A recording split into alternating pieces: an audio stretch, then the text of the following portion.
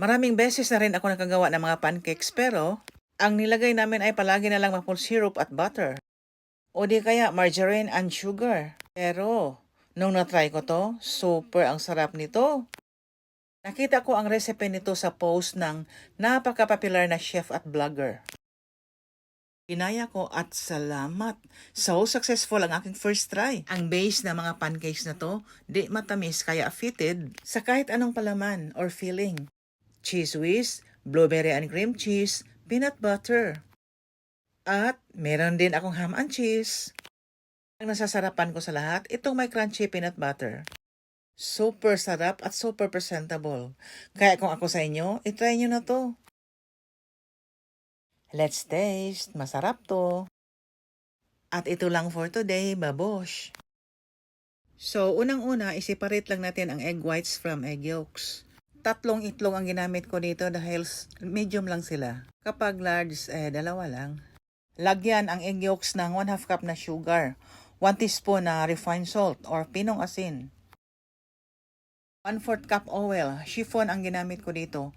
Pero pwede rin naman vegetable oil or canola oil.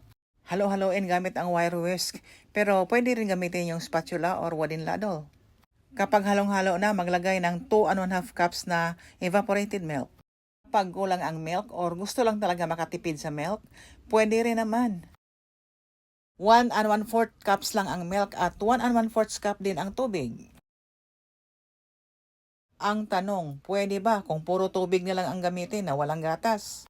Pwede, pero gatas kasi makakontribute sa softness ng ating batter or sa ating pancake. Sandali lang ang panghalo-halo natin dito at ilagay na natin ang ating 2 cups na all-purpose flour.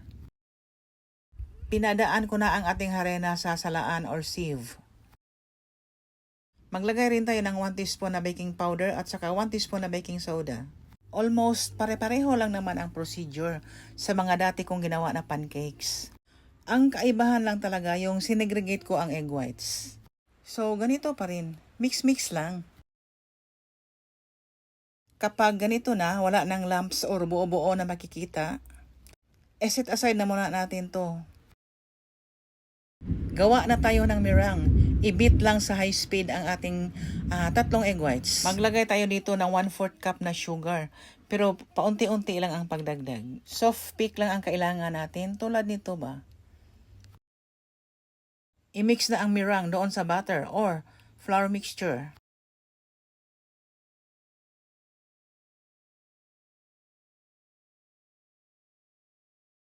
At nagpainit na rin ako ng kawali. Non-stick pan ang ginamit ko dito kaya di na rin ako naglagay ng oil or mantika.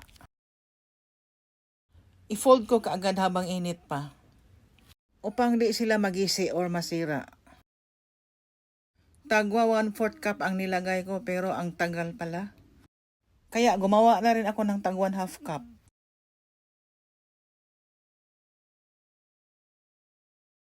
Ito, tag 1/2 cup na to. Gusto ko matry din ang ham and cheese kaya nagluto ako ng konti. Ang palaman ng isa, blueberry. Ito naman, ham and cheese.